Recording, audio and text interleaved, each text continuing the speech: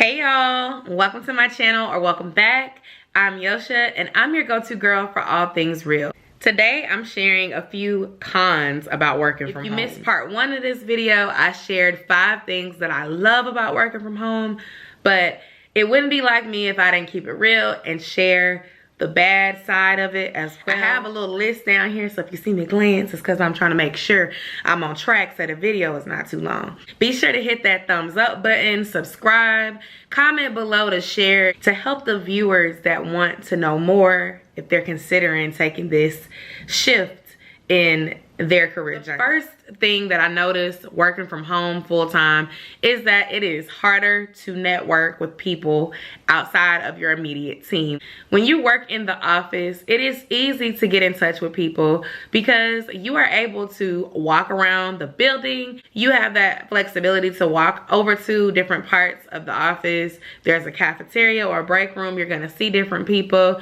There might be events that go on in person that you will be able to meet different people at. You have to make an effort to reach out to different people and learn about the company that you're working for. Ask for stretch assignments that allow you to work with other people. You may, if you have like Teams or Skype or directory that allows you to kind of type in roles and names and look for people and just say, hey, I'm such and such. I heard you do this. Nice to meet you.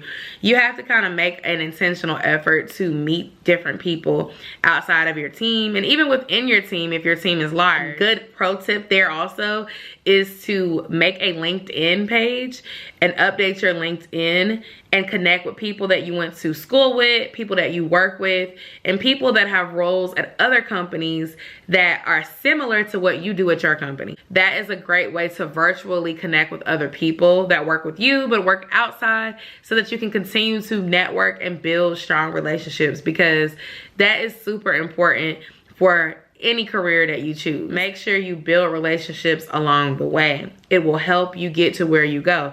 Talking to people when you're out and about, telling people, you know, your little elevator speech, who you are, what you do, and letting people know your interests can go a long way. If you give off a good vibe when you talk with people, people might share information and that ends up giving you exposure to stuff you never even knew. Number 2 is sometimes when you work from home full-time, you work more hours than you would if you were in the office. If you work in an office hourly position, you might work from 9 to 6 o'clock or 8 to 5 o'clock.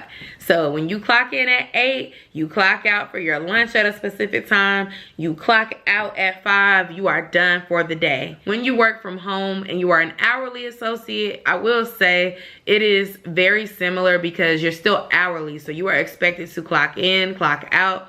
The only difference is they might offer you overtime that is outside of your working hours. When you're salaried, you have working hours that the office runs, right?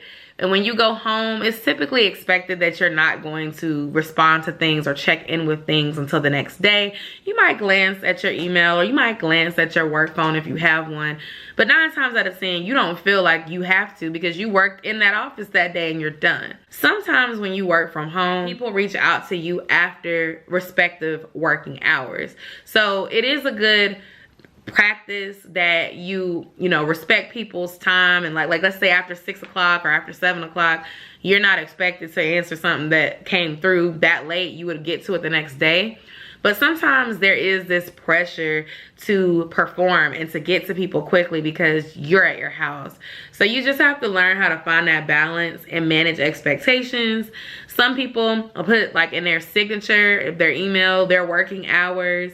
Other people turn their out of office on at the end of each day. Set and establish and maintain those professional boundaries. It doesn't make you a bad employee to say, I'll get to you tomorrow if you reach me after 5 o'clock, unless it's an emergency. You have to do that for your own mental health. I started doing something like that for myself a couple years ago because I'm a mom. During the pandemic, y'all, I was working 12-hour days and I was a salaried person, and so it became too much for me, and I just felt really unhappy because it was like I was working from home. My son was at home doing school because the schools were closed during the pandemic. And it was just extremely stressful because I felt like I had no boundaries. Like, work was bleeding in with my personal life was bleeding in with work, and I was just really stretching myself too thin. Number 3, when it comes to equipment or computer issues and your office is not in your state, or if your office is really, really far away from your house, you are not gonna have that option of just going over to the IT department physically to get that computer looked at or to figure out whatever you did. A lot of times you have to be self-sufficient, but y'all, that is where Google and YouTube are your best friends. You better Google it. I had to set up my office equipment. I made a little short because I didn't know what I was doing and I had never done it before. Every time I had worked in the office previously, I'd always ask for help. Like, hey, can you help me set this up? I don't know what I'm doing. And then I'd have somebody else set it up and I'd be like, thank you. So when I had all this stuff come shipped to my house for me to work, I was just like, oh my gosh, I am not tech savvy. Y'all, I do not work IT. That is not my realm. Let me figure this out. But I figured it out. I Googled it, I looked it up, and I got it done. And guess what? I set it up by myself and I felt really good about it. But I would say that's a con because, you know, you are gonna have to do virtual troubleshooting, and sometimes it's hit or miss. Number 4, really struggled with finding balance, and sometimes my family members wouldn't respect the fact that I was working when they were here because they're just used to me being mom or being wife. They're expecting me to be able to do whatever I would do on a day off when I'm in the house because, oh, well, you're at home, right? You have to be able to set those boundaries during your working hours so that it doesn't interrupt your efficiency. Like, you have to know how to say no, how to put your phone away, how to cut that TV off, or, you know, focus in on your work.